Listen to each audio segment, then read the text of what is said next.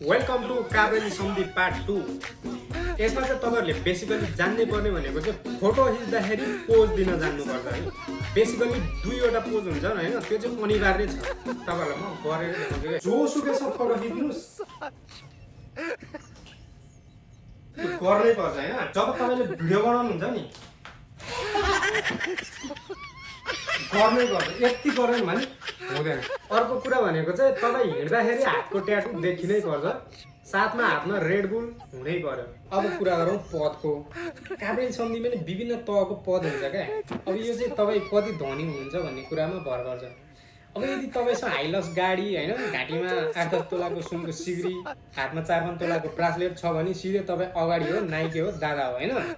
अब यदि तपाईँसँग 1-2 तोला सुन अनि 220 बाइक छ भने चाहिँ सिधै पछाडि दाइहरूले जे भन्छन् त्यही मान्ने, नाच्दा थपडी ताली बजाउने। र लास्ट कुरा भनेको चाहिँ काबरेली सन्धिमा जोइन हुनुहुन्छ भने 15-20 जना भेला भएर 8-10 वटा केक त्यो माथि खोडाले काट्न सकिन्छ भने चाहिँ हुन्छ, नत्र हुँदैन।